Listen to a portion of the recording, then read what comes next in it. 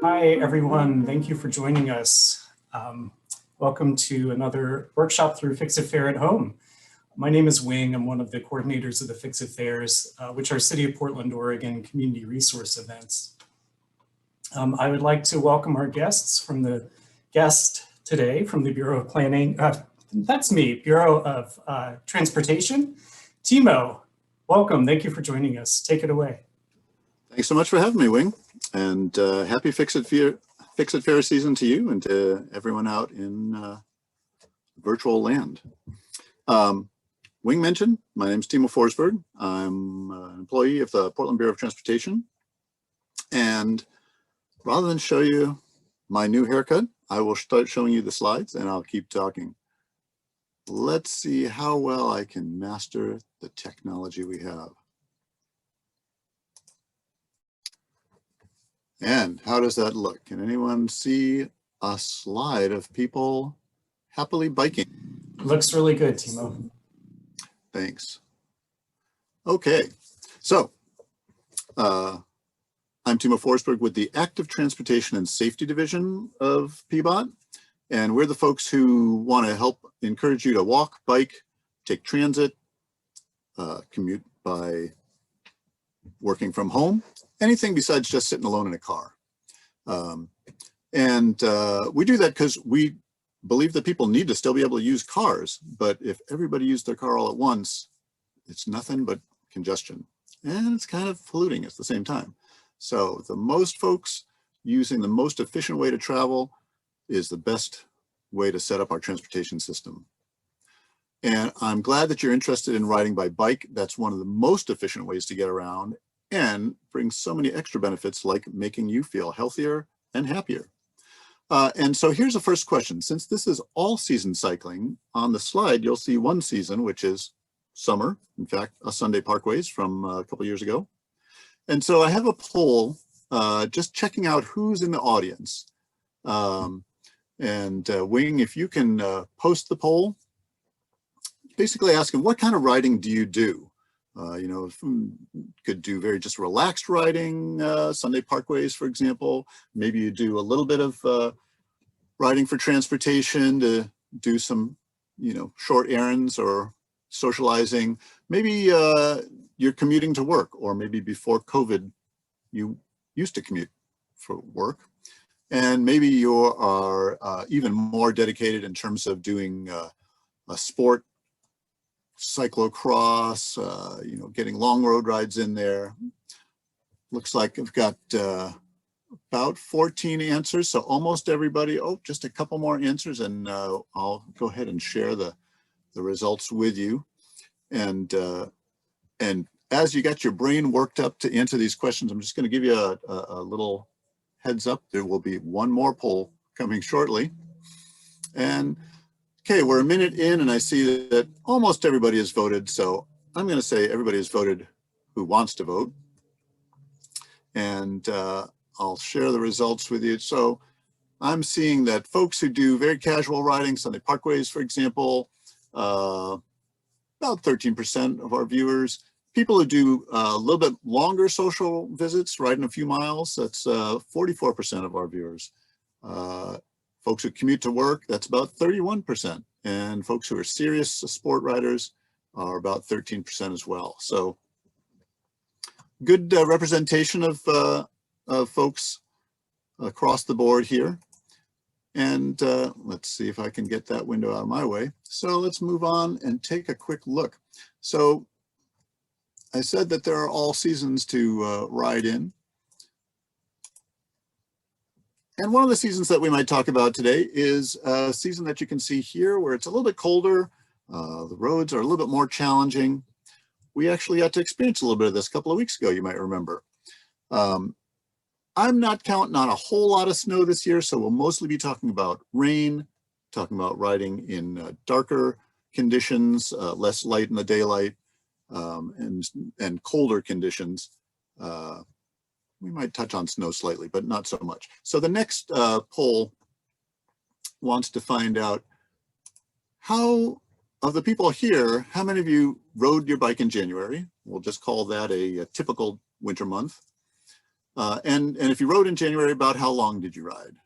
And I'll give you another 20 seconds or so. I see about half the people have answered. Oh, getting some answers in here. Great. You guys are warmed up. I appreciate that. Especially appreciate it because I'm coming to you live from Portland by Cycle World headquarters in the back of my garage. So it's a little bit cool in my broadcast studio. Okay, I see almost everyone has voted. So let's go ahead and share those results. So of the folks who were represented here, a little over half rode basically between 0 and 4 days in January. About a third, 31%, rode between 5 days and 14 days. And a couple of folks, about 13%, rode more than half the month. So again, good representation here. And whatever your level of experience, if you have some ideas that I don't bring up, I'd be thrilled for you to share them in the chat. That's one of the greatest parts of a Fix It Fair presentation, especially when we're live. It's easier for folks to just chime in, but we're doing it here in the brave new world of online presentation as well. So you can put your ideas in the chat if I miss something, and put your questions in the chat too. I'm going to talk about a few different things today. We'll cover staying comfortable, including how to dress. We'll talk about being visible. We'll talk about how to deal with various road conditions and traffic. And we'll talk about simple bike maintenance and keeping your bike happy, plus a couple of other ideas.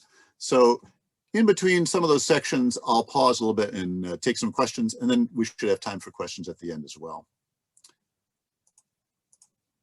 So we already talked about what kind of bike riding you do. Some of you are doing riding like the person in the top left who's enjoying a nice spring or fall or summer day. Can't tell where, but it's definitely dry, definitely clear. And I hope we all have a chance to get out and do some of that riding. But then in the lower right, you'll see a cartoon by one of my favorite bike cartoonists who goes by Bikey Face. And she shows basically 3 different styles of getting around. One is the person in the car who thinks that all those folks out in the weather are kind of crazy. One is the group of people in back who are waiting for the bus, and they think that, you know, it must be crazy to drive because you have to be bare knuckling it as you're getting through the terrible weather and the traffic jam. But they also think the biker is crazy. Now the biker thinks both of those folks are crazy because she's getting to where she wants to be. She's out in the weather, but she's moving, and she's probably moving pretty quickly because she doesn't have to deal with traffic jams. And the other secret about biking in weather that's interesting is that when you get to where you're going, you feel exhilarated. I mean, when you're riding in the summer and you get someplace, you feel pretty good. But when you've ridden through a little bit of chill or a little bit of rain, or even a lot of rain, once you get to your destination, your endorphins are just flooding your whole being. So look forward to that. I talked a little bit about what we'll cover. Here's a bigger list of all kinds of things. And let's move right in to talk about how to dress for comfort in cold and or wet weather. And again, leaning on my pal Bikey Face, one way to do it is just to completely obliterate any chance that the weather is going to interact with your person. And this might be appropriate kind of strategy if you were in northern Canada or maybe even Alaska. But here in Portland, we really have fairly mild winters. A couple of weekends ago, notwithstanding. But generally, we have some cold, we have some wet, and that's what we're mostly going to talk about. So this example, I always mention my wife because we met each other through biking around, and I think of her as a fairly stylish person. And she tends to take this style of preparing to ride. So what do I need to wear when I get to my destination? And then how can I modify that so I'm comfortable? So for example, using the right materials for your clothing makes a big difference. There's a phrase among outdoorists, cotton kills. And what that means is that cotton likes to hold on to moisture. And when it holds on to that moisture, if you're in a cold environment, you will tend to get cold too. And so I always recommend against using cotton, especially as a base layer, but in general, if it's going to be wet out, because if you've ever put on your favorite pair of jeans, got on your bike, and then got caught in a wet, rainstorm, when you get to your destination, you're going to remember that rainstorm for a while because it takes a long time for that cotton to dry. So I recommend maybe poly blends, synthetics. They let moisture dry off quickly, and the other benefit is they let the moisture that you're generating, because remember, you are the engine of your vehicle, so you are generating sweat in order to stay cool once you get going, and that sweat needs to evaporate. And so things like technical fabrics, or even just polyester base layer, will let that moisture move on and get off, move on its way. Other fabrics that are really comfortable include wool, especially merino wool, which is very soft. It's also kind of pricey, and we'll talk about how to deal with those questions. And silk, again, kind of pricey, but both of those have the benefits of allowing moisture to evaporate off your body, keeping you warm when it's cool, and also keeping you cool when it's warm.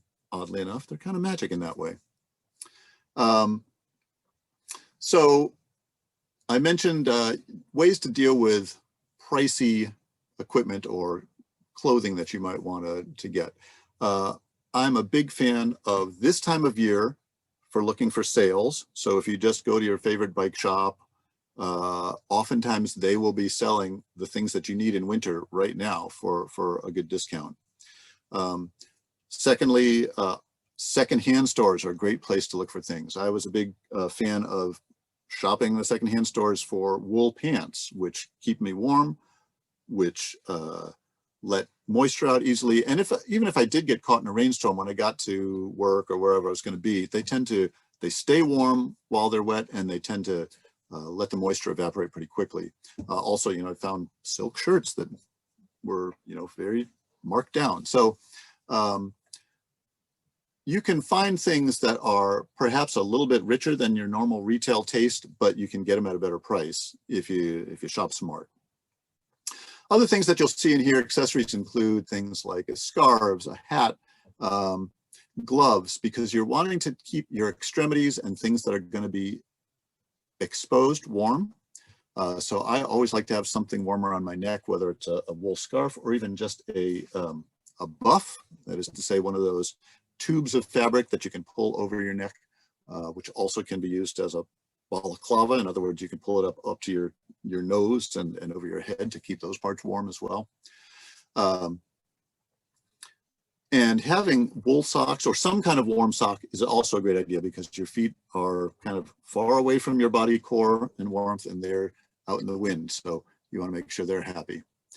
Another way to deal with wet is to use the protective layers that are actually waterproof. So if you look at the headless person in the middle of this slide, they've got kind of what I think of as the prototypical Portland commuter outfit: a waterproof jacket, waterproof pants, probably waterproof shoe covers. That water is going to roll off of them. And that's a very useful and serviceable style. I wear it myself often. But one of the drawbacks of that style is that it may keep moisture in, because I've seen breathable waterproof fabrics advertised, but I have yet to experience one that is really breathable enough if I'm actually doing a fairly, if I'm exerting myself on the ride at all. And if I'm riding to work, or back in the days when I did ride to work, I was exerting myself because I always left late. And so I was always trying to beat the clock. So other ways to use waterproof fabrics, but not feel like you're being, contained in a sauna. In the top left, you see someone wearing a cape, and that's great because it covers the upper part of your body that you want to keep dry. It actually does a pretty great job of covering the front of your legs as well. You can see this cape that the model is wearing extends over her hands. And so you don't have to wear waterproof gloves that might get clammy. You could just wear, say, a pair of wool or synthetic gloves that keep your hands warm, but the cape does the job of keeping you dry. And then air can circulate up underneath the cape so that you're able to stay cool and feel fresh. And if it's a really cold day, you can put on an extra thick sweater or put on another jacket underneath that. Another option in the lower left are what are called rain chaps. And those are basically like just enough of rain pants to cover your upper thighs and knees, because that's really where water is going to hit you when you're riding. Your lower legs, oddly enough, stay pretty dry, with one caveat, that you've got fenders on your bike. We'll talk about that a little bit more later. Our rider in the upper right hand has got nice warm gloves on, waterproof jacket, and also a helmet cover that's waterproof. And if it's a really cold day, that could come in very handy, because your head is where you lose a lot of heat. And so if you are really exerting yourself, you may want to have heat coming out of your helmet. In other words, having air moving through your helmet and keeping you cool. But if it's a really cold day, you may want to keep that heat in, and it'll also keep rain off. And then the last challenge is shown on the bottom right, which is, what about folks who have to wear eyeglasses? And I used to be one of those folks who was able to wear contact lenses, and I was like, well, I just wear my contact lenses and it's not a problem. And of course now my prescription is so funky that I have to wear glasses.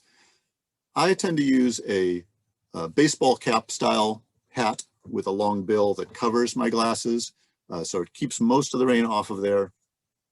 I've heard people using various kinds of techniques to both avoid fog on the inside of the glasses and to avoid rain staying on the outside of the glasses. So that includes, some people just wipe the inside of their glasses with spit, pretty much always have that on hand, or a light film of soapy water and letting it dry. There is a technical thing called, I think it's called cat crap or something. I'm sorry. It's something that skiers use on the inside of their goggles that I've heard works great, but I've never tried it myself. So any suggestions you have for how you deal with moisture on your glasses, always happy to hear more ideas. Now, I mentioned I was going to talk about fenders. Why are fenders important? They're just adding more weight to your bike, right? Well, they're adding very important weight to your bike. So the front wheel will do a very efficient job of picking up any rain that's on the ground and transferring it directly to your feet and your drivetrain, making your feet unhappy and making your drivetrain dirtier, getting rid of lubrication, basically not doing what you want. So having a front fender is really helpful. Just having a front fender will keep your feet a lot drier, which means a lot happier. Having a rear fender will help keep that rain from ending up on your back and giving you the classic skunk stripe. The other great benefit of having a rear fender is it will make the riders who are behind you happy, because if you don't have a rear fender and you're riding through the rain, you may hear your name taken in vain by the folks who are following you, because they're getting all that water that's coming off of there. You don't have to spend a lot of money for fenders. You know, we just had a political season. There's lots of coroplast signs hanging around. You can Google the instructions and make yourself some fenders. But a good pair is, you know, between 40 and 50 bucks at a bike shop on normal retail. You may be able to find some great sales. You can check to see if there are any used versions at, for example, City Bikes or Community Cycling Center or Bikes for Humanity. We've got great bike nonprofits and lots of great bike shops in town. So you can check to see if you can find it on sale if you don't already have a good set of fenders. Before I move on to the next section, let me just check and see, do we have any questions that folks would like to pose about staying comfortable and dressing on the bike? And I'm going to try to find my window that shows me the comments, because right now it's a little bit obscured to me.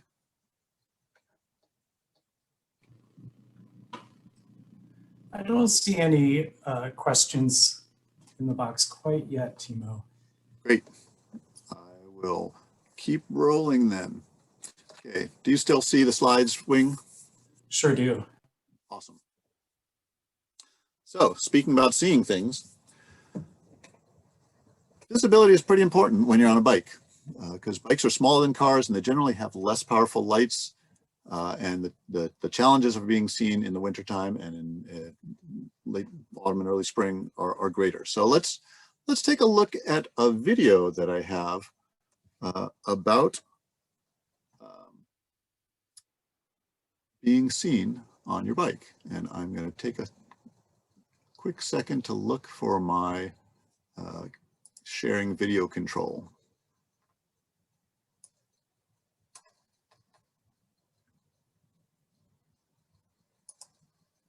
Okay, I think I found it. Oh,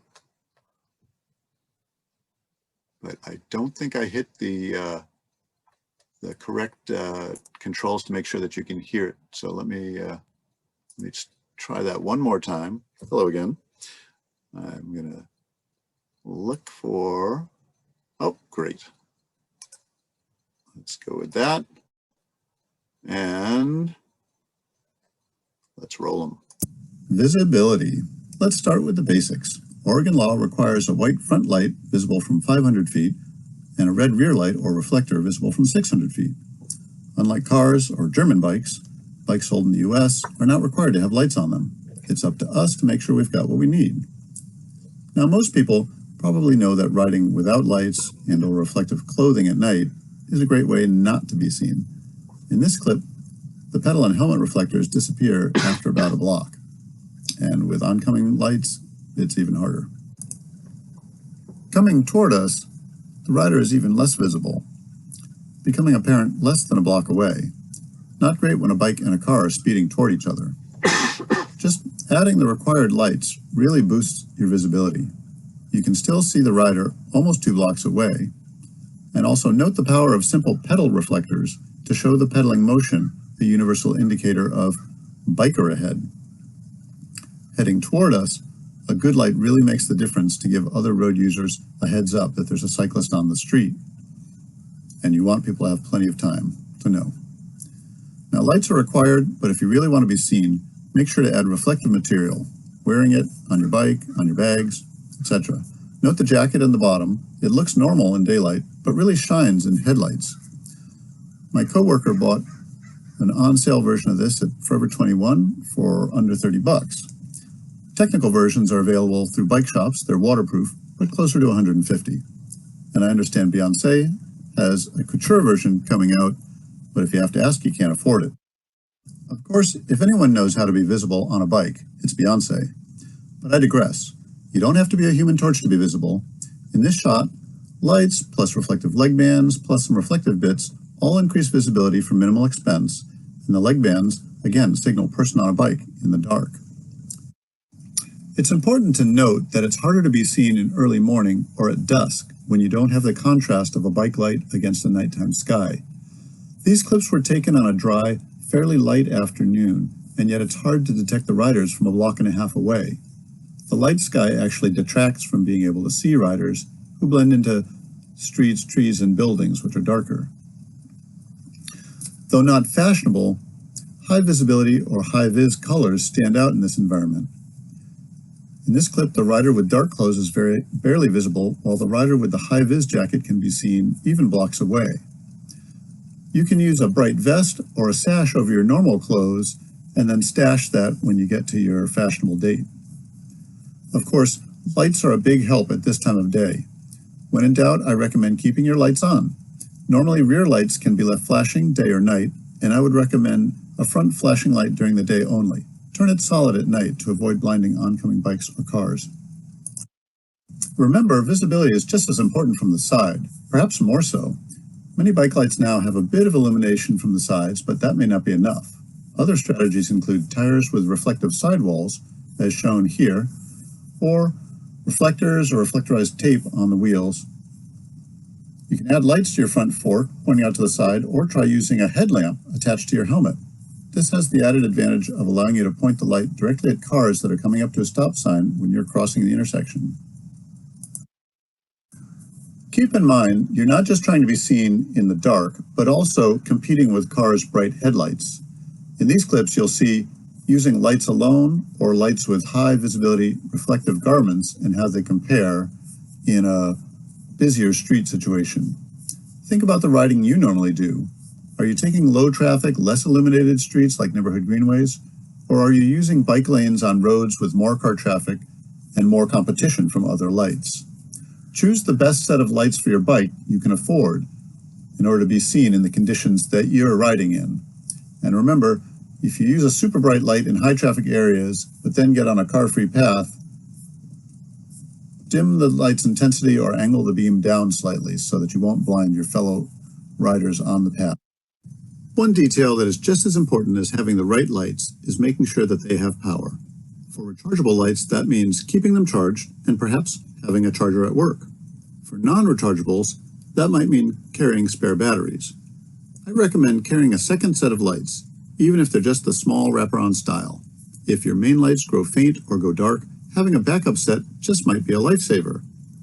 Always use caution, to the point of assuming drivers can't see you, but enjoy your ride.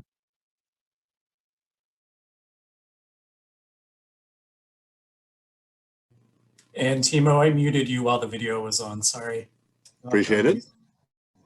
Well, welcome back. I do see a question from our audience. What are the best types of lights to use during winter? And where should we place our lights, on our bikes or on our persons? And can reflective gear help? All great questions. So what type of lights to use? There's a lot of lights out there, and the main things that you're probably going to be calculating is how much can I afford? How bright do I need it? And how well does it work with my bike? So there are some lights, I've got one here that have a little part that fits on the bike. I'll just demonstrate and see if you can see it here. So it's right there, nice and easy. It's not permanent. I can take it off when I go into a store or whatever so that nobody else is going to walk away with it, but it's nice and firm. Other lights, I've got some like this, which have a little strap that you can just wrap around any kind of part of your bike that's like a handlebar or the front fork. It's handy because it also has a little clip that you can put, you know, like on your collar. I probably wouldn't put it on the side here, but just to demonstrate. Well, I'm not going to demonstrate very well, but there's my light. There are, you know, the little small ones. We actually give these away with our Smart Trips program, but you can find them in stores as well, and they're pretty inexpensive. So for the most part, if you are riding in the city, you probably don't need a very bright light to see where you're going, unless you're riding in, you know, parts of the city that have less illumination. And we're definitely working on increasing safety in the city by putting more streetlights in places where people are walking. But generally, if there's some streetlights on your path, you probably have enough light to see. If you have a rural road or a really dark route that you take, you might want to get a brighter light. And lights are generally labeled in terms of the number of lumens, and that's a measure of how much light, how much beam the light puts out. I'm always trying to distinguish between light, the thing that illuminates stuff in front of you, and light, the unit that's creating that. So lumens is a measure of the amount of illumination. It's not everything though, because for example, a bike light like this might have, let's say, 50 lumens, and a light that sits over your dining room table might have 50 lumens. But this is 50 lumens that are all being focused in front of you, as opposed to the light over my kitchen table. So one thing I recommend is if you're in a shop, you know, ask if you can try out a couple of lights, just turn them on the wall and just see, does it make a nice broad beam? Is it a very concentrated beam? Do you get a choice? And then of course, how bright, and you can get, you know, 50 lumen lights, you can get 200 lumen lights, you can get 800 lumen lights if you want to, you know, use photon lasers on everything in your path. That's why I recommend, if you do have a super bright light, be aware that anybody who's coming towards you is also taking your name in vain as they try to see what's ahead of them, because your light might be pointing at them. And so that's why it's good to tilt it down a little bit if you're on a very dark path or a dark street. But if you're on a very bright street, you know, it might be very helpful to have some light. And then of course, there's other types of rear lights similarly. And these also, you can either put them on, you know, your clothing. If you have a way to attach it to your bike, I would recommend that, partly because it's going to be more solid. If I put something on the back of my jacket, I'm not sure if it's sitting right up and pointing outwards or if it's leaning down like this and basically illuminating the street underneath me. So a couple of things. One is, try to find something that fits your bike well. On this bike, let's see if you can see it. It does not have a rear rack, so I might put it on the rear seat post. But I have another bike that has a rear rack, and if it was on the seat post and I had something on like a package on the rear rack, it might get in its way. So let's say my bike had a rack, I had a package, I might take that light off of the bike and then put it on my back. Or find another way to attach it to the bike that it could be seen whether or not I'm using the rack. And one last suggestion I would make is however you set yourself up with lights, try to get a friend to ride behind you and let you know, can your light be seen? I've done a lot of commuting from downtown where I see other riders ahead of me and they have a light, for example, on their,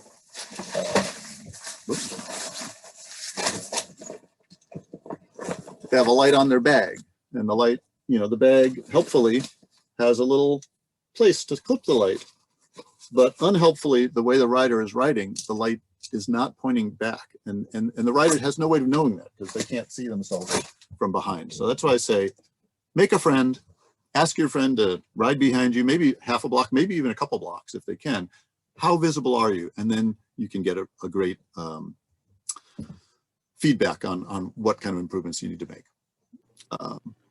Timo, I do see we have a question in the Q&A that's kind of related to all this. The question's, what's your opinion on flashing lights versus static lights, especially with front white lights? And I actually would like to add, I've been reading a little bit about the pulsing lights that are supposed to keep the drivers more aware. What do you think about those? Well, I've done a little bit of reading about this, and I've talked to some friends because I have a friend who has the condition of epilepsy, and she is an avid biker, but she is very bothered by the standard, flashing rear light that is, in a dark nighttime environment, that light is really just grabbing attention, and our eyeballs want to focus on the most light thing we see. So the benefit is that you're getting the attention of folks who are driving, which is what you want to do. You want to make sure everybody knows you're there. But again, depending on the circumstances, if you're in a heavily trafficked area where there's going to be a lot of people riding behind you, it can be kind of hard for them. So you can, again, experiment with pointing it a little bit down so that the flashing is still there, but it's not pointing directly at the eyeballs of somebody who's riding behind you. And again, for front lights, I was watching a different video on riding in the winter given by a group in Victoria, British Columbia, where they do have a lot of snow and other kinds of things like we have here, just dark, rainy evenings. And the presenter there suggested never using a flashing front light because of blinding people. And I'm not gonna be that dogmatic. For folks who are riding, say, on Beaverton Hillsdale Highway on a dark night with lots of traffic, they may want to have a very bright light so the cars are really getting that information. So my suggestion is to read the environment you're in, keep yourself safe, but also try to be aware of other people who you're going to be affecting by the brightness of your lights.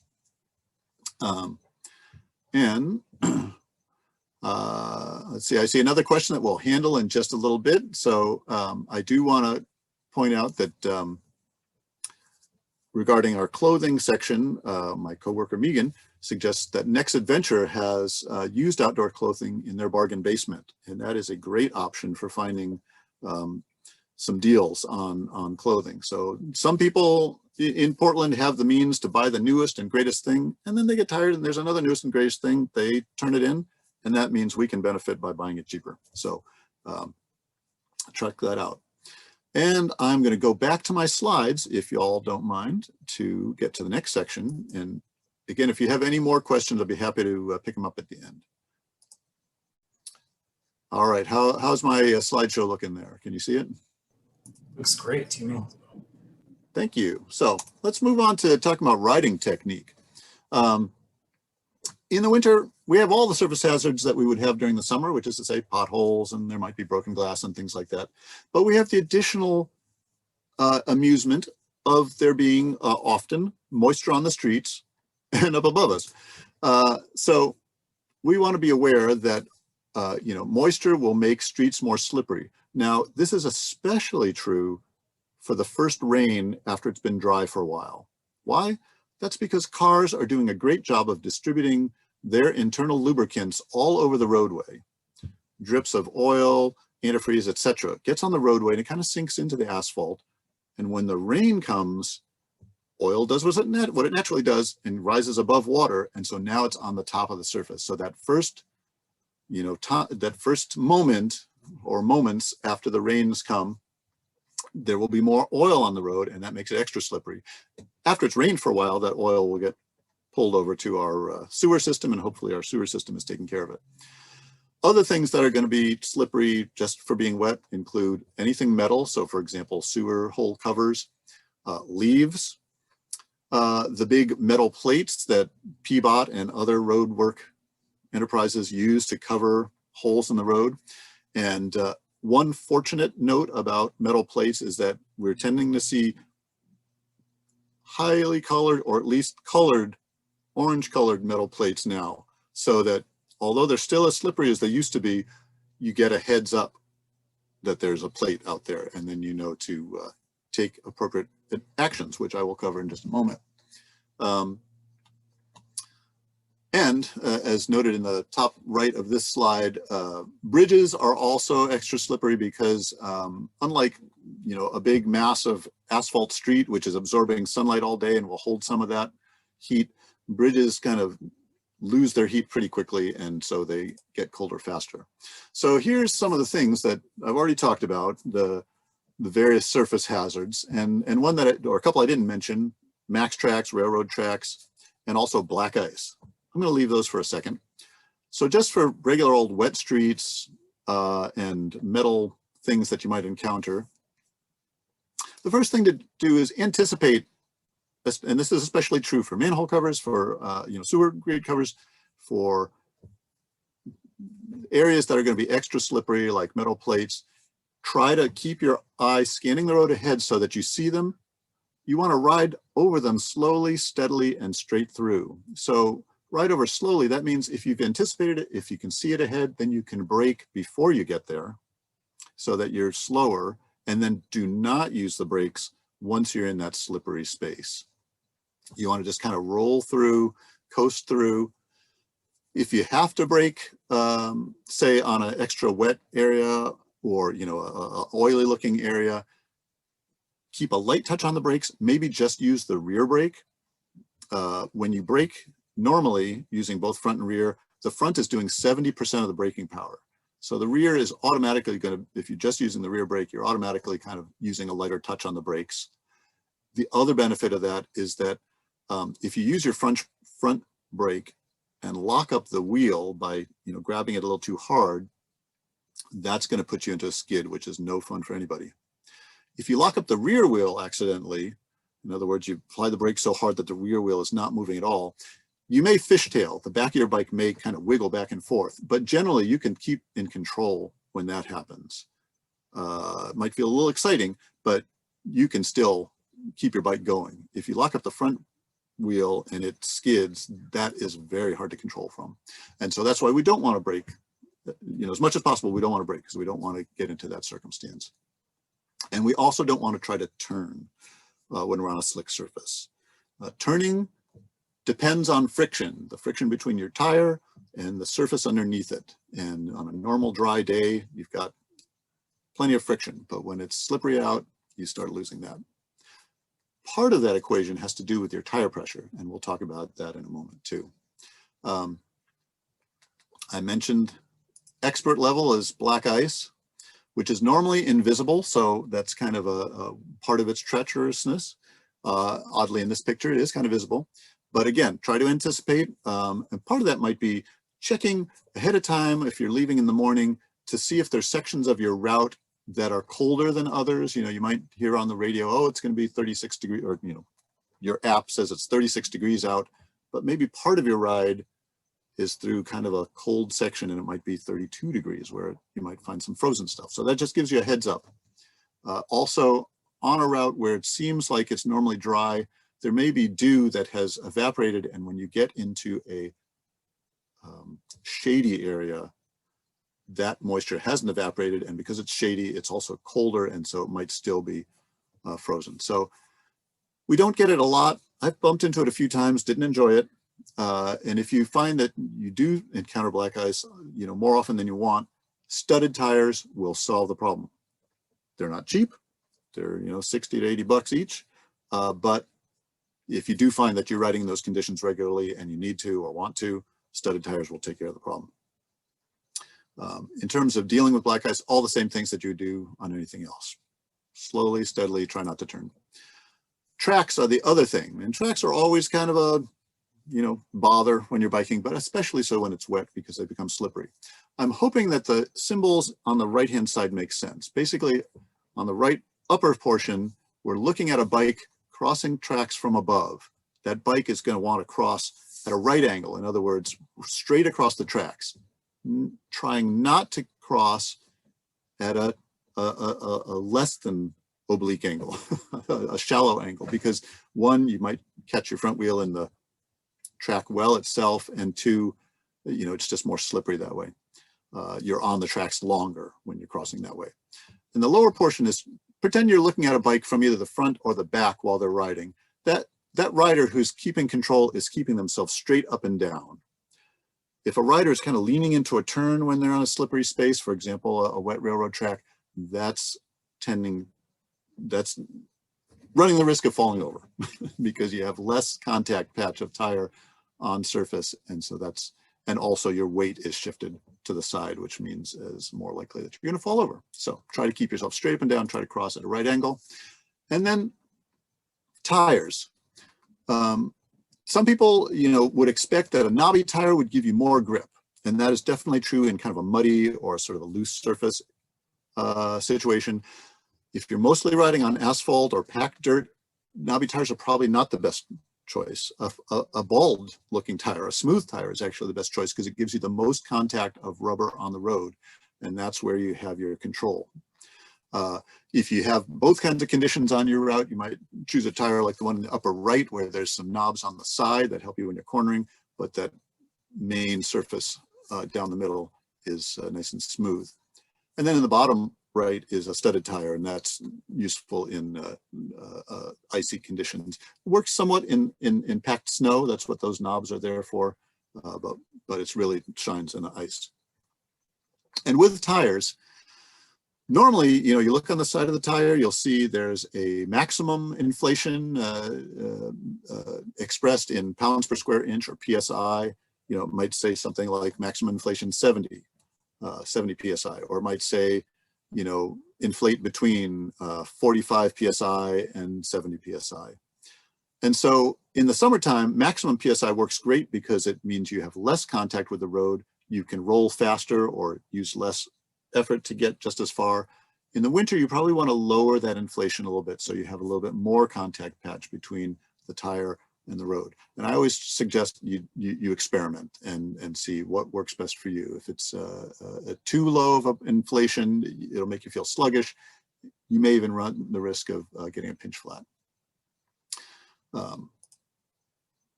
Riding in traffic. Why do we care about that anymore during this time of year than normal time of year? Well, because visibility is not as good. Stopping distance is longer for a car. So in wet weather, it's going to take them longer both to perceive that there's something they need to stop for and for their car to actually make that stop. So we want to be as aware as possible that car drivers are operating under a deficiency. Days are shorter, there's rain, there's fog, wet windshields, et cetera, et cetera. So we want to take precautions. The primary one being, don't get in a driver's blind zone. And because bike lanes or the general space where bikes ride tends to be on the right-hand side of the road and cars tend to be to our left. And if a car wants to take a right turn, that would mean that they would cut in front of us if they did not know we were there. We want to either ride ahead of them so they can see us, or behind them so that they can see us, or at least so that we can see One, perhaps they put on a turn signal. That would be very courteous of them and perhaps rare. But we can also keep an eye on their front wheel. If we use our spidey sense and think that car looks like it might want to turn, it's starting to slow down as we're getting to an intersection. Oh, I see the front wheels are turning. I'm going to slow down and stay way behind it. You know, we want to basically just assume they can't see us, but try to do the best we can to help them see us. With trucks and buses, it's even worse. They're bigger, their blind spots are bigger. Do not hang out next to a bus on the bus's right-hand side, thinking they'll just know you're there. There's a very good chance they can't see you. So stay out of the blind spot if at all possible. Another place where there's possible conflict and difficulty of drivers seeing us at intersections, especially if you just have a front light pointing forward. As you're crossing the intersection, your light is going ahead, but the car may not be able to see that. So again, that's where having a headlamp is helpful. I also recommend using sound. Get a loud bell, develop a really loud whistle, or yell, because that way you're engaging not just the driver's vision for them to know you're there and to know to stop, you're also engaging their hearing, and the more senses that they're perceiving something, the more likelihood they'll know you're there and they'll know to stop. And then the other thing is to plan your route accordingly. In the summertime, you might take a really busy route, riding on the bike lane or whatever, maybe just in the lane, because it's the fastest and the quickest. But in the wintertime, when conditions are worse, you may want to take a more low stress route, neighborhood greenways, less trafficked route, so that you have just less chances for conflict. So some ways that you can plan those routes, you can get our neighborhood bike and walk maps. You can get our citywide map. Yes, I'm sorry, it's a very long URL to get there, but you can go to portland.gov and just put bike maps in the search field, and that'll get you there. You can also use our online bike map. This is basically a representation of the citywide bike map that we print, but it works on your smartphone, it works on your computer, and it color codes bike lanes in blue, neighborhood greenways in outlined green, other low traffic streets in green, off-street paths in a dark purple. So it's very handy in that way. And you can set it so that legend and the little red circles and things, you can turn those off. So you're just looking at the bike routes themselves. You can also use ride.trimet.org/hashtag, or just go to the TriMet site and look for interactive map. And that on the left-hand side, you can see you can choose from a drop-down menu. I want bicycle instructions only. Put in your origination and destination, and then it'll give you turn cues and show you the little map on how to do it. And down at the bottom, you can see it also shows you the elevation. Google Maps also has pretty good directions. They're not always 100%. Sometimes they want to suggest that I go on a busy route that I don't want to go on. But you can also do bike routes that way. And the left-hand side, again, is putting in my information. Where do I want to go? And the right-hand side is then getting the turn cues. I understand Apple has also put out turn-by-turn directions now for bikes. I do not benefit from owning an iPhone, so I can't judge or can't tell you how it works, but I'd be interested to hear from anybody who has used it to see how well they're doing. And someone asked about maintenance. So let me bring up the next video, if I can find it. And I will start sharing it as soon as I can get it to show up on my screen here.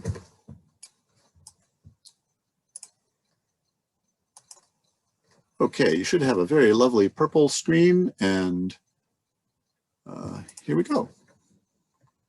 The 5-minute tune-up, which is based on the ABC Quick Check. So 5 minutes, somebody time me, but do it really fast because we don't have 5 minutes. So first, start with air. And I'm just gonna check, make sure that's good. I'm gonna pump up my tires, make sure they're at the right inflation. What is right inflation? And as Madeline pointed out, it might be maximum inflation, but not for everyone. You get to try it out and see. Now, if you don't have a pump with the gauge on it, try taking it to your friendly local bike shop, asking to borrow the pump with the gauge, fill it up to either the maximum, maybe a little bit less than the maximum, somewhere around there, and then ride your bike for a while. How does it feel? Is it really bumpy and jittery because the tires are too hard? Try filling it up to 10 pounds less than that. Try riding it around. Does it feel comfy? Does it feel slow? You get to get an idea of what it feels like for you. But in the 5-minute tune-up, you're basically getting your tires pumped up to that correct pressure. And I will point out that you can, pretty much just feel your tire and see, is it pretty good to go? I have done that and then felt like, on my ride, I just couldn't understand why there was this headwind everywhere I went. And so the next day I pulled the same bike out, pumped it up, realized I was down to 20 pounds when normally I would ride more like at 50 pounds. I rode off on that bike that day and suddenly I had a tailwind everywhere I went. So just the difference in tire pressure can make a big difference in how easy it is for you to pedal and how fast you can go with the same amount of effort. And little detail I'm going to disclose to everyone here. I am a father. I do have 2 preschool children at home. So you're going to hear dad jokes. Maybe you've heard one already. I'm going to tell you another one. Why was it that Greg LeMond lost the unicycle race? He was too tired. So I have used up some of my 5 minutes by checking all my air. Boom, done that. Second thing I'm going to do, check my brakes. They're good. If they're not good, maybe I'm going to do the little adjuster here because I've already gone to the bike shop and figured out exactly how I need to do that. Again, as your brakes are used, they're going to wear down little by little. And so that adjuster will basically take care of that little bit of wearing down over time. If you have a bigger problem like Madeline talked about, that's something that a qualified mechanic might want to look at. But just for that slight wear on your brakes over time, the adjuster can really do great things. And then the third part is the chain. And the chain is what's making you go. Let's see if you can see this. And so again, because it's only 5 minutes, sorry, I forgot an intermediate point. When I'm checking the brakes, the other thing I want to do, and this is especially true in the wintertime, because dirt is getting up on my rims and getting on my brake pads, that's making my brake pads wear out sooner. It's also making my rim wear out sooner. And I don't want that. Expensive, not too expensive to replace your brake pads, super expensive to replace your rim. So part of my 5-minute tune-up is I talked to my local bike shop about how do I unhook my brakes. Right there, I just did a little thing. And then I take my clean dirty rag. I'm going to need 2 rags for the 5-minute tune-up. This is my clean dirty rag. No grease gets on the clean dirty rag because it's going on my brakes. Never put grease on your brake pads. Bad thing. So I just clean off the brake pads there. Super quick, wipe off the rim. Super quick, wipe off the other side. Same thing on the front. Now my braking is probably improved at least 5%, maybe 25%, who knows? One other thing you can do is you can check the actual surface of the brake pad. And if it looks kind of shiny, like it's just glazed over, maybe take a little bit of sandpaper, scuff it up a little bit so that that rubber has more soft rubbery surface to do its gripping business. So that's part 2 of the 5-minute tune-up. I'll put that back together after 5 minutes are over. Part 3, now I'm taking my greasy dirty rag. First thing, find a relatively undirty part of it. Just grip the chain with it and pedal backwards. You can see I'm not doing a technical cleanup here. I'm just getting the surface dirt off. Boom. Take my bottle of lube, about $5 at your local shop, probably last you 2 years or more. And will make your chain last longer and your other cycling friends happier, because if you have that thing, this will cure it. So basically just take it, and I'm just trying to get every link there. Oops. A lot easier if you're just leaning your bike against the side of the wall so that it's not bumping into the thing. You notice I'm holding it back here, so if any drips down, it's dripping down along the chain, as opposed to if I put grease here, it would just drip all over my bike and make a mess. So I'm just like, beep, beep, beep, beep, beep. Really quickly, remember 5 minutes only. That pot pie is cooking. Okay, let's say I've got that done. If this were my weekend to have a lovely intimate experience with my bike, I might be taking out the toothbrush. I might be taking out some simple green. I might be giving it the full spa treatment. But no, this is 5 minutes. So I cleaned it, oiled it, second time cleaning. Thank you. Done. The basic idea is the oil stays inside the chain where the links are moving like this, but I clean it off of the outside of the chain where all it's going to do is attract dust and grease, dust and dirt. And that is 5 minutes. Thank you. Yes. Okay, 5-minute tune-up. And I will just share my slides one more time for just a few more things, and then we'll be ready for any last questions. Okay, let's see what we got here. Looks good. Hoping that you're looking good. Great. So you heard about inflation. You heard about cleaning your chain. One thing I'll point out for brakes, basically when you're checking your brakes, you want to make sure that the lever for the brake is at least a thumb width away from your handlebar. If you're pulling your brake lever all the way to your handlebar when you're at your maximum thing, you're not going to have enough stopping power. And that might be fixable by adjusting a barrel adjuster. You can see in the lower part of the slide, some brakes have a barrel adjuster down by the wheel. Others have one up by the lever. Again, you can talk to your local bike shop and say, how do I do this? And that will adjust for small, excuse me, making small adjustments. If it needs a big adjustment, you can look up a YouTube video, you can take it to your mechanic, you can take a class from Bikes for Humanity, but it needs a little bit more time if you're doing that. And let's say it's extra rainy out. Let's say your bike maybe picked up a piece of glass or something, because when it's wet out there, sharp objects tend to stick to your tires more. You always have the option to take TriMet. If you haven't tried putting your bike on the bus rack, I recommend you practice ahead of time, because that way you'll feel nice and confident when you are under the pressure of 50 people looking out the front window saying, why is that person taking so long? You can practice at the Community Cycling Center, Northeast Alberta and 17th. They have a bike rack in their back parking lot. You can practice at Portland State University's Transportation Office on 6th Avenue. If a bus happens to be stopped because a driver is having their coffee break, you can ask the driver who's probably standing outside the bus, hey, do you mind if I just practice putting my bike on the rack so I'll be ready next time? It's not hard to do, but when you physically have that memory of how you pull down the rack and how you put your bike on, you'll feel a lot easier when the bus is stopped just for a minute at a bus stop.